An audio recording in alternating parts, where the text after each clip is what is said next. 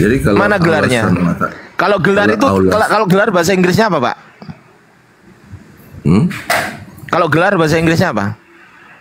Proper. Bukan apa, predikat. Title, Pak.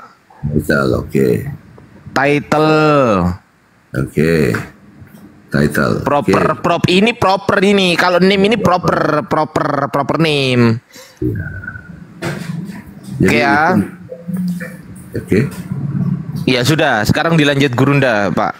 Ada sama Gurunda Zoom aja ya, Pak ya. Nanti kalau sama saya belum makan soalnya ini, belum sarapan. Saya emosi nanti, Pak, kalau belum sarapan. Pak Adrian, terima kasih ya.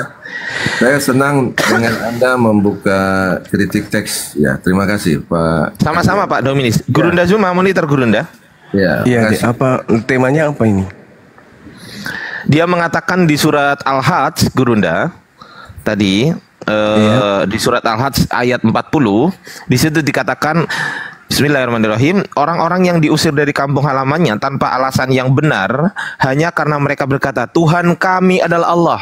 Seandainya Allah tidak menolak keganasan sebagian manusia dengan sebagian yang lain, tentu telah dirobohkan biara-biara, gereja-gereja, sinagog-sinagog, dan masjid-masjid yang di dalamnya banyak disebut nama Allah. Sungguh Allah pasti menolong orang-orang yang menolong agamanya. Sesungguhnya Allah benar-benar maha kuat, lagi maha perkasa. Dia mengatakan di gereja itu disebut nama Allah, Gurunda tadi. Nah, saya katakan sekali lagi, kalau memang begitu di gereja disebut nama Allah, berarti nama sesembahnya bukan Yesus tapi Allah. Nah, mereka nggak mau. Lanjut, Gurunda. Ini Bang, izin. Abang kan juga kan baru masuk juga nih. Siapa nih Abang Apalax? Apalak. Ya, habis kau juga bikin namamu juga rumit sekali. Makanya cara berpikir kau permudah lah namamu supaya orang juga melihatmu. Udah biar ditanggepin Bang Zuma dulu, woi. Biar ditanggepin Gurunda dulu. Saya jelaskan, Abang juga kan baru masuk tadi. Tadi yang kau mau menjelaskan Quran, kau diam dulu. Ada Gurunda kami di sini. Kau jangan menjelaskan Quran, diam dulu. Biar Bang Zuma juga dia bisa. Iya, kau diam, silakan Gurunda. Bukan itu dari topik awalnya, bukan. Ya, jadi saya jelasin sedikit ya terkait dengan Al-Quran surah Al-Hajj ayat 40. Di situ tidak ada kata kanisa. Kanisa itu gereja. Yang ada kata wabiya. Wabiya itu artinya sama seperti orang Yahudi menyebutnya sinagoge kalau dalam bahasa Yunani, miskok. Jadi tempat orang ibadah, di mana tempat orang yang ibadah ini dimaksud adalah orang-orang yang tidak mensekutukan Allah. Jadi yang dimaksud di sini adalah pengikut Nabi Isa alaihissalam. Jadi Miqdas atau Wabiya itu merujuk kepada tempat yang suci, bukan tempat kanisah, orang tamek, orang-orang yang tidak bersunat. Kalau kita merujuk kepada original teks dalam bahasa Quran, di situ dikatakan Wabiya itu bukan kanisa. Kanisa tempatnya Kristen. Wabiya ini adalah pengikut Nabi Isa alaihissalam. Jadi orang-orang yang diusir dari kampungnya kemudian. Nah, itu bisa dijelaskan di ayat setelahnya. Alladzina immakkannahum fil ardi aqamus shalah wa atuz zakah. Itu dia. Jadi pada zaman Nabi Musa, mereka kemudian mendirikan tempat ibadah yang disebut sebagai bait suci atau Betel atau Baitullah atau Bet-El atau Bet Eloah. Itu mereka sujud beribadah menyembah kepada pencipta langit dan bumi. Pada zaman Nabi Isa alaihissalam itu disebut Miqdas atau di dalam bahasa Qur'annya disebut Wabiya. Itu juga adalah tempat orang bersujud. Alladzina immakkannahum fil ardi aqamus shalah wa atuz zakah wa amaru bil ma'ruf wa nahau 'anil munkar walillahi akibatul umur. Yaitu orang-orang yang jika Allah memberikan kedudukan di bumi kepada mereka, mereka melaksanakan ibadah salat, menunaikan zakat dan berbuat yang ma'ruf dan mencegah dari yang tidak baik, yang mungkar, dan kepada Allah hanya kembali segala urusan. Artinya bahwa yang dimaksud di dalam Al-Hajj ayat 40 ini, kaumnya Nabi Musa kaumnya Nabi Isa, dan kaumnya Nabi Muhammad sallallahu alaihi wasallam. Mereka ini kalau diperangi kata Allah, maka diizinkan. Uzina lil ladina yuqataluna bi annahum zulimu wa innallaha ala nasrihim laqadir. Diizinkan kepada mereka, yaitu kaumnya Nabi Musa, kaumnya Nabi Isa, ketika diperangi, dan kaumnya Nabi Muhammad ketika diperangi, maka mereka diberi izin untuk memerangi orang yang memerangi mereka. Ini yang dimaksud. Ini yang dimaksud ayat ini. Bukan gereja yang sekarang. Bukan gereja yang sekarang. Kalau gereja yang sekarang itu bukan lagi pengikut Nabi Isa. Gereja yang sekarang itu dalam bahasa Arab disebut kanisa. Itu tempatnya orang-orang tame, orang-orang najis. Orang yang tidak bersunat, menyembah berhala, menyembah anak orang. Menyembah makhluk yang bukan manusia. Dan bukan menyembah kepada pencipta langit dan bumi. Itu tidak masuk dalam kategori ini. Tidak masuk dalam kategori ayat tersebut. Demikian. Mantap, Gurunda. Nah, silakan ditanggapi. Izin Bang. Maksudnya supaya kita jangan lompat-lompat. Tadi pembahasan kita itu terkait dengan penggunaan kata Allah, bahwa orang Kristen itu mencomot-comot kata Allah itu dari Islam. Kemudian kita mempertahankan bahwa kekristenan itu sudah lebih dahulu ada daripada keislaman di Arab. Kemudian tadi ada yang menanggapi kembali Kak Vera, bahwa dia mengatakan gereja, tadi saya sudah kasih tunjuk datanya. Kemudian dia bilang bahwa itu kan gereja, bukan masalah penggunaan kata Allah itu tadi. Jadi yang dipertanyakan tadi kepada kita itu kan, mana bukti bahwa kata Allah itu sudah lebih dahulu ada sebelum keislaman ada. Nah, ini sekarang saya mau kasih tunjuk datanya yang saya tadi katakan. Saya pernah membaca. Saya juga bukan orang yang ahli pada kitab suci, cuma kan saya pernah mempelajari. Makanya saya tadi bernarasi. Ini siapa yang bisa tolong saya undang ke host, undang saya untuk on kamera. Saya nggak tahu nih kotak-katik ini. Oke.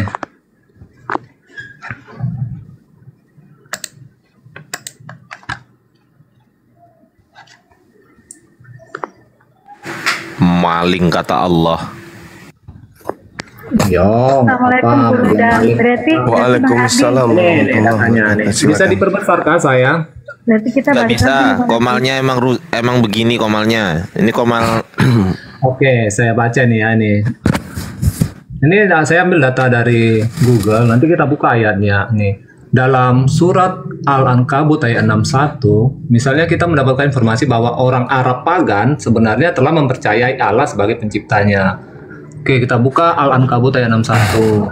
Nanti bisa ditanggapi. Jika engkau bertanya kepada kok ngemis-ngemis? Kita kan ambil datanya. Iya, nggak apa-apa, silakan. Memakai kitab suci kan, mau dari kitab suci manapun. Karena di Iya, sini kan silakan. penggunaan kata Allah kan ada dari kitab suci Islam, ada kitab suci Kristen. Ya sudah, saya ambil dari kitab suci abang-abang sekalian ini. Iya, silakan. Al-Ankabut 60. Jika engkau Ya. bertanya kepada mereka, siapakah yang mencipta langit dan bumi serta menundukkan matahari dan bumi dan bulan? Pasti mereka yang dimaksud ini kan orang-orang kafir ya, Arab pagan di masa itu ya. Allah, pasti mereka akan menjawab Allah. Jadi kata Allah ini sudah terlebih dahulu ada sebelum Islam ada. Kan seperti itu saya menyimpulkannya. Kemudian masuklah kekristenan di Arab. Kekristenan masuk di Arab. Siapapun yang awal mulanya dari luar Arab masuk, kemudian mereka kan terjemahkan kan kitab suci bahasa mereka itu dalam bahasa Arab. Disesuaikanlah kata sesembahan kepada Tuhan sesuai dengan pemahaman atau juga penggunaan kata yang ada di daerah itu atau di Arab. Jadi orang-orang Arab pagan sudah lebih dahulu menggunakan kata sesembahan itu adalah Allah. Sehingga orang-orang Kristen yang masuk di Arab untuk menyebarkan Injil, mereka pun juga menggunakan kata sesembahan yang disembah oleh Abraham, Ishak dan Yakub itu juga sebagai kata Allah, meskipun dalam original teksnya tidak digunakan kata itu. Seperti itu, Syukran, Bang. Ini sahabat. Perawan Putra Fajar. Iya. Saya tanggapi ya. Silakan, Bang. Baik.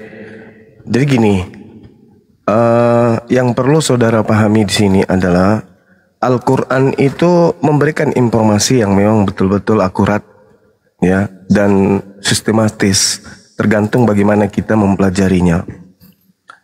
Sebelum Anda membawa data di dalam Al-Quran surah Al-Ankabut ayat 61, Allah Subhanahu wa taala menyatakan kepada Nabi Muhammad terlebih dahulu, A'udzubillahi minasyaitonirrajim. Qul wahai Nabiku Muhammad, may yarzuquhum minas sama' wal ar wa amman yamlikus sama wal absar wa may yukhrijul hayya minal mayyit wa yukhriju mayyit minal hayya wa may yudabbirul amr.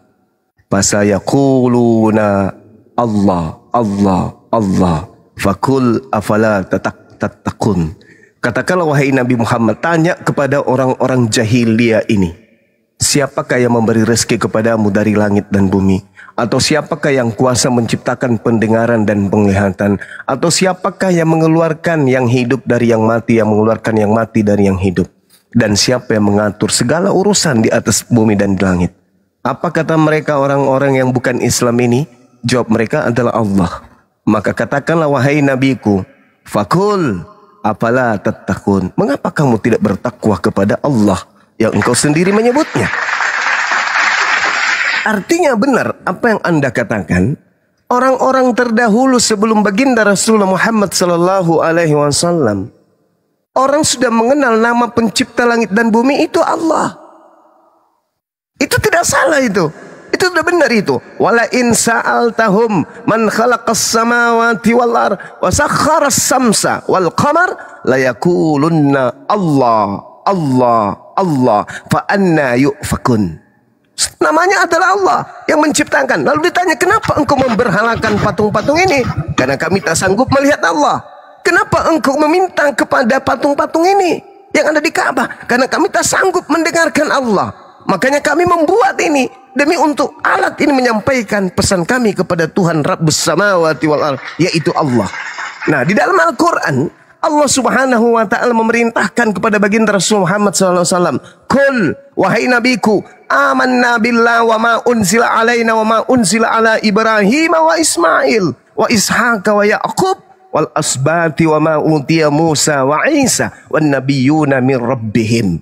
Katakanlah wahai nabiku Muhammad, kami beriman kepada Allah dan apa yang diturunkan kepada kami dan yang diturunkan kepada nenek kami, kakek kami Ibrahim, Ismail, Isa, Yakub dan anak cucunya, dan apa yang diberikan kepada Musa, Nabi Isa dan para nabi dari Tuhan mereka.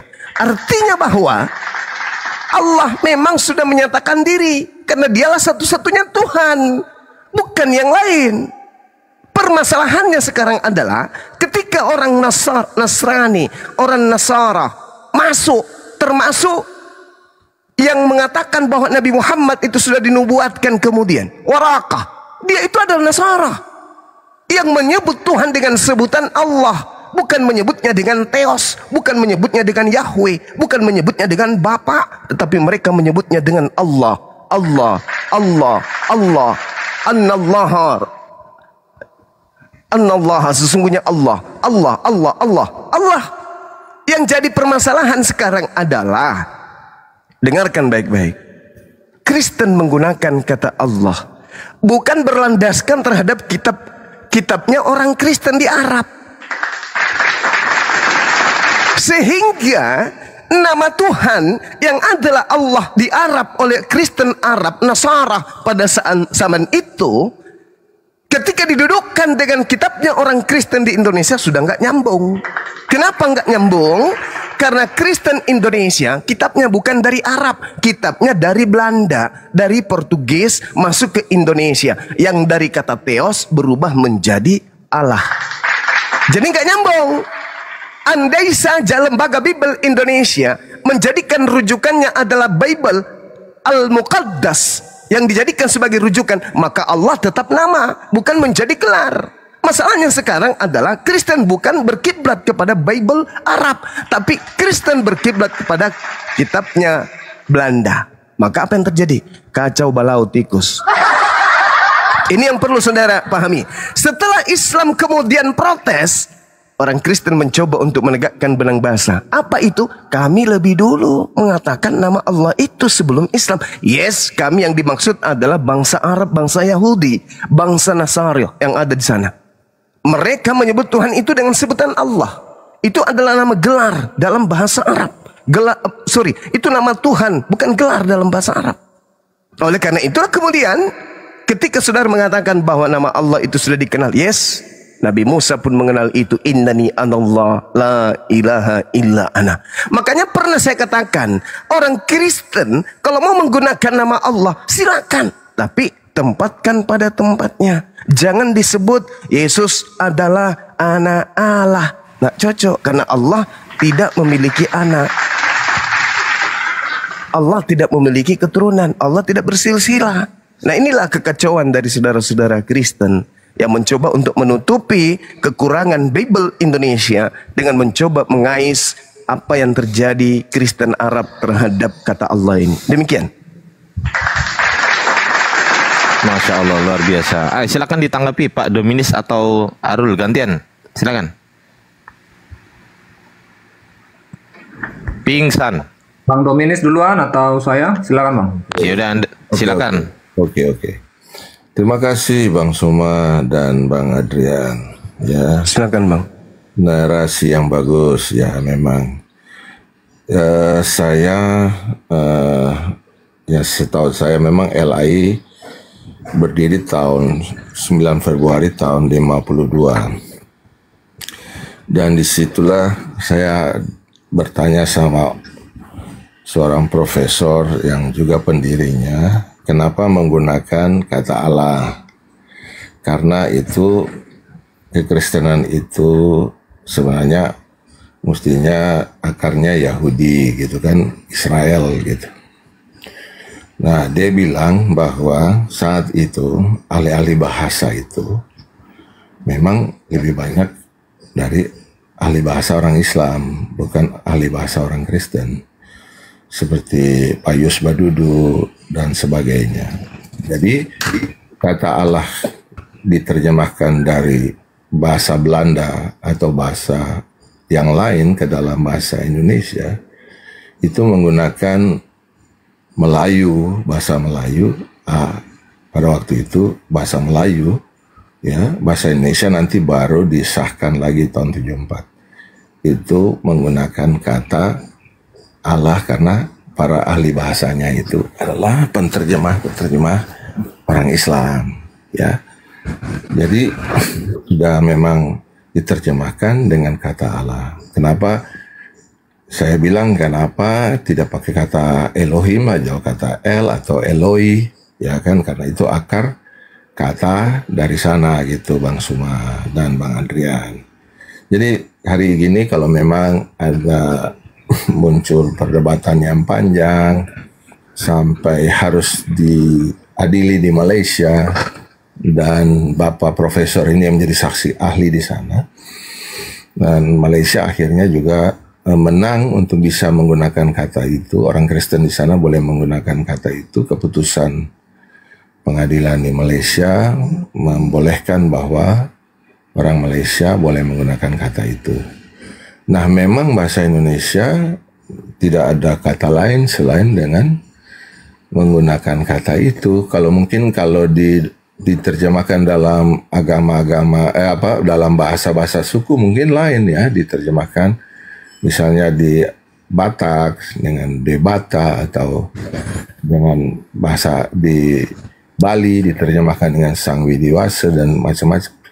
Ya itu masalah penterjemahan lagi Bang Suma dan Pak Adrian ya, Bang Adrian. Jadi memang enggak salah kalau orang Muslim tetap harus mempertahankan itu ya. Karena itu kan sesembahannya orang Muslim ya. Jadi ya terima kasih untuk boleh mencerahkan kami juga supaya kami lebih berhati-hati menggunakan kata-kata menilai atau membahasakan itu terhadap kita punya ada etika terhadap orang Islam dan pemahaman kita sebagai orang Kristen. Terima kasih Bang Suma. Oke, baik. Mohon izin ya teman-teman sekalian. Saya kira duduk perkara ini udah jelas ya tentang nama Allah. Ya, saudara kita dari Kristen juga udah sadar itu, udah mengetahui. Nah sekarang yang ingin saya sikapi nih sebagai bahan edukasi kita pada siang hari ini, pagi hari ini, terkait dengan pengakuan saudara kita Dominas yang mengatakan bahwa akar Kristen itu dari Yahudi. Kalau kita berbicara mengenai konsep, maka akar Kristen itu dari Turki, bukan dari Yerusalem, bukan dari Palestina, tetapi dari Turki, Antioquia. Itu secara konsep. Tapi kalau berbicara berdasarkan bahan, maka memang betul bahannya berakar dari Yudaism. Tapi konsepnya itu tidak berasal dari Yudaism. Tolak ukurnya apa? Yudaism tidak mengenal Tuhan punya anak, beranak, turun ke bumi, mati, dibunuh manusia, Tuhan 3 pribadi, ibadah minggu, menghalalkan semua makanan yang binatang yang diharamkan, tidak bersunat, dan kemudian merasulkan Paulus dan teman-temannya, dan yang terakhir mengkitabkan yang Kristen sebut perjanjian baru. Itu konsepnya tidak berasal dari tanah Palestina, tidak berasal dari Yerusalem tempat Yesus lahir. Itu dulu perlu dicatat. Jadi secara konsep Kristen itu tidak berakar dari Yudaism, dari Yahudi, tidak berakar dari para nabi-nabi yang datang kepada Bani Israel. Itu tak berakar dari sana. Tapi tidak berkonsep dari sana. Tapi kalau akarnya, ya, akarnya diambil materi-materinya, sumbernya itu sebagian dari ambil dari Yudaism. Contoh, Perjanjian Lama. Perjanjian Lama atau di dalam konsep Yudaism menyebutnya kitab Tanak. Ada 3 kitab besar di situ. Pertama adalah Torah, Ketubim, Nevi'im. Nah ini adalah 3 kitabnya orang Yahudi. Kitab ini diwahyukan kemudian oleh Elohim dalam konsep pandangan orang Yahudi. Itu bukan untuk bangsa lain di luar mereka. Bukan untuk Islam, bukan untuk Kristen. Tetapi kemudian kitab Tanak ini yang 1 bagian, yaitu kitab Torah yang 5 bagian, itu diambil pada abad ketiga sebelum Masehi oleh rabi-rabi, diterjemahkan ke dalam bahasa Septuaginta, diperuntukkan pun bukan untuk orang di luar Yahudi, tetapi diperuntukkan untuk Bani Yakub, Bani Israel, Bani Yehuda yang tinggal di tengah-tengah bangsa asing. Lalu kemudian berjalannya waktu, Septuaginta dijadikan sebagai kitab oleh orang-orang Katolik. Pada abad keempat resmi kemudian terjemahan Septuaginta ini itu diambil, direvisi, diedit, dicocok-cocokkan dengan konsep Romawi secara leluhur dan dicocokkan dengan Bible Perjanjian Baru. Satu klop dia. Jadi Septuaginta yang dipakai oleh orang Kristen hari ini menjadi bahasa Indonesia itu bukan lagi terjemahan dari kitab Tanak. Makanya orang Yahudi, kalau orang Kristen mau mencari benang merahnya, ambil sekarang perjanjian lama Anda, kemudian ambil kitabnya orang Yahudi. Kitab orang Yahudi ini Anda terjemahkan ke dalam bahasa Indonesia tahun 2025 ini, pasti bertentangan besar.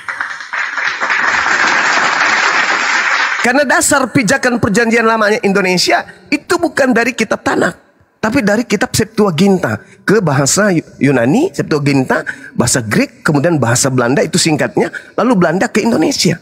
Bukan dari kitabnya Yahudi. Makanya orang Yahudi tidak pernah mengakui perjanjian lama itu adalah kitab Taurat atau kitab Tanak. Kristen dibiarkan melenggang sendiri dengan polanya, dengan caranya, dengan prinsipnya, dengan keyakinannya. Yahudi dengan Yahudi. Seibarat kata saya kasih contoh. Umat Islam dengan Al-Quran ada terjemahannya. Kemudian di luar Islam ada orang mengambil terjemahan Al-Quran, mengedit, merevisi, lalu menjadikan terjemahan Al-Quran yang mereka ambil itu menjadi sebuah kitab. Sebuah kitab dengan konsep Tuhan yang berbeda, agama yang berbeda, prosesi ibadah yang berbeda, hari ibadah yang berbeda, konsep ritual yang berbeda. Itulah yang dia mengambil terjemahan Al-Quran dan membuat sekte baru. Inilah yang dikatakan dalam Kisah Para Rasul 24 nomor 5. Paulus ini adalah penyakit sampar yang telah menyesatkan orang-orang Yahudi beradab di dunia, di seluruh dunia yang beradab, dan dia adalah tokoh dari Kristen. Ini yang perlu saudara sahabat-sahabat Kristen yang masih mau tercerahkan dengan keadaan fakta real secara histori supaya mengetahui hal ini.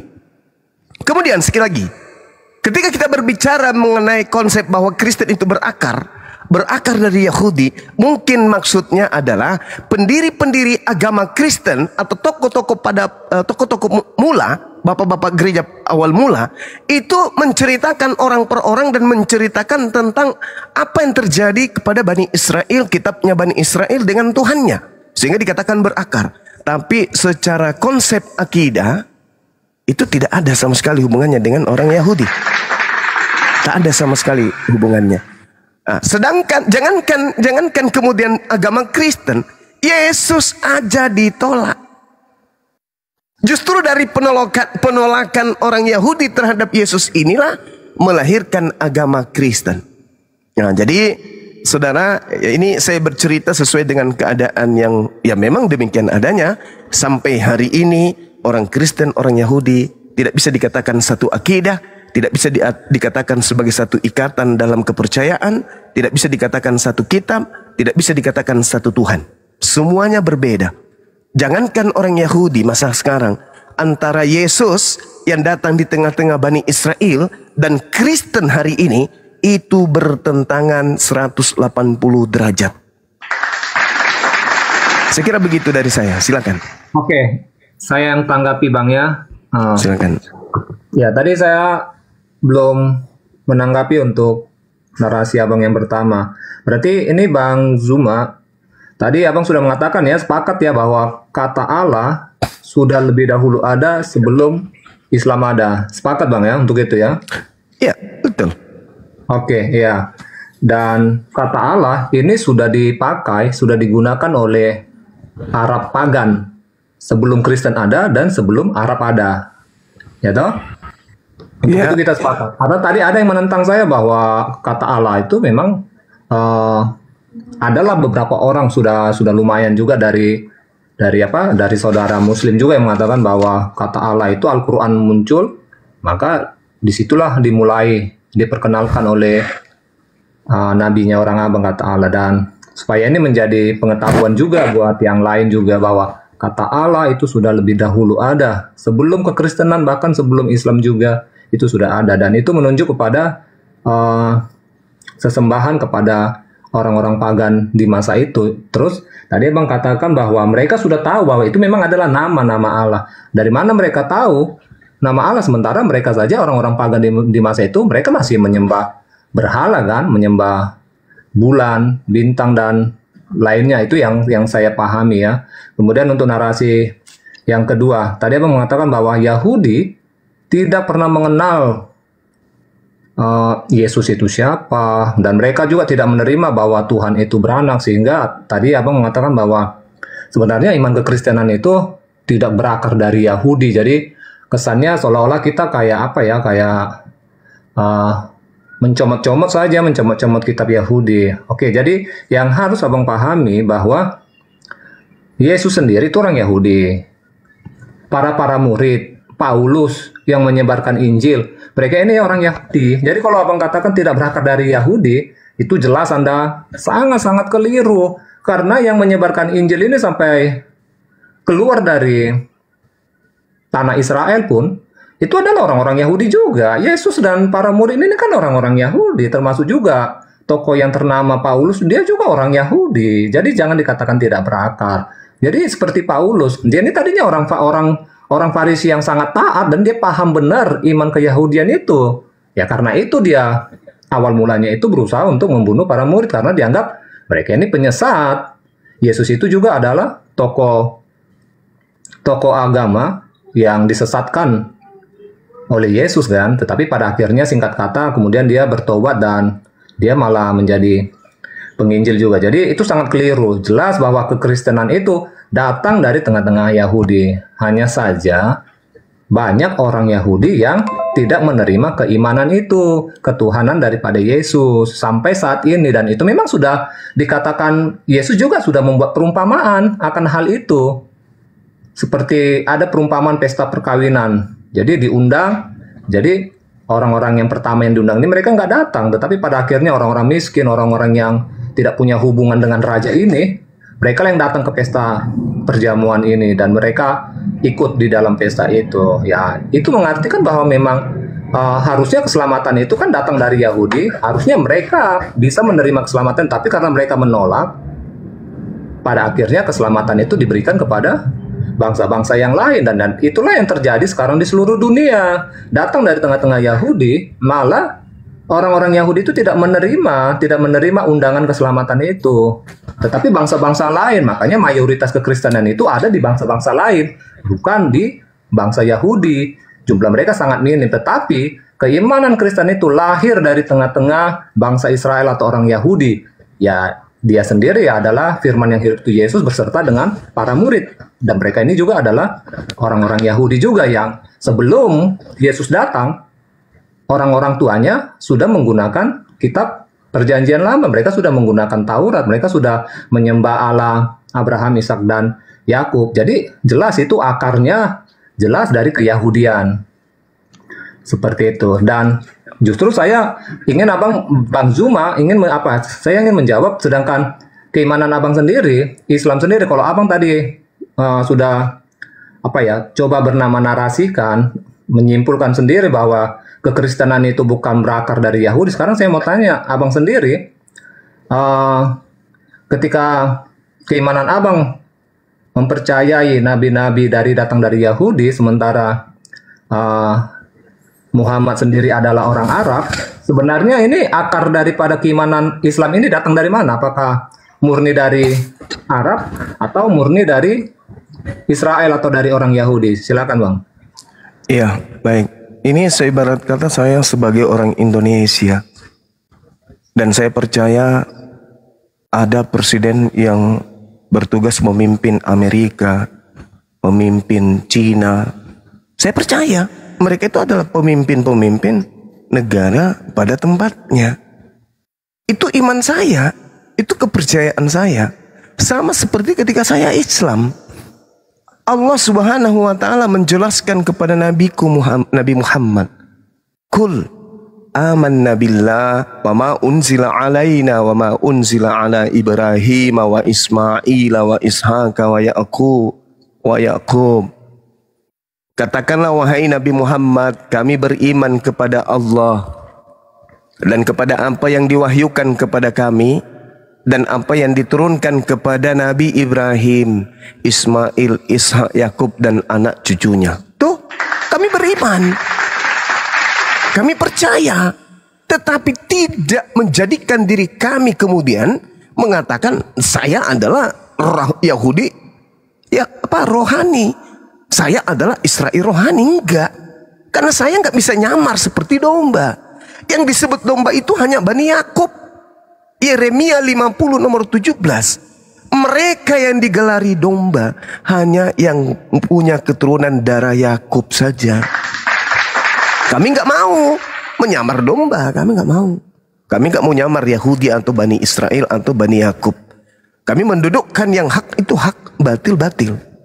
Nah, saudara, ketika Anda mengatakan bahwa agama Anda berakar, saya katakan betul, tapi konsepnya tidak berakal dan tidak berasal dari Yahudi. Betul. Yahudi itu punya konsep tauhid. Shema Israel, Adonai Elohenu, Adonai Ahad. Islam punya konsep. Kul huwallahu ahad. Kami punya konsep. Sedangkan kalian punya konsep.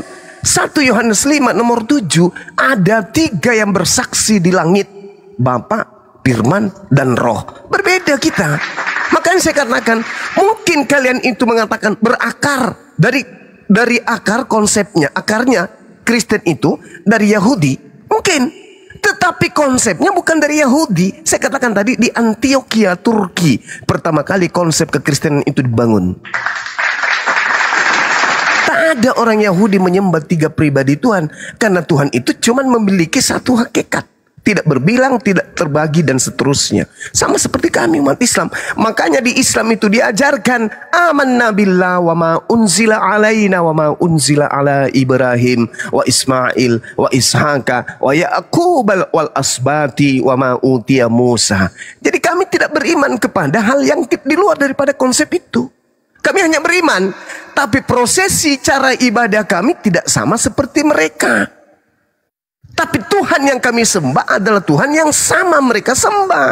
Amin. Berbeda dengan saudara Kristen.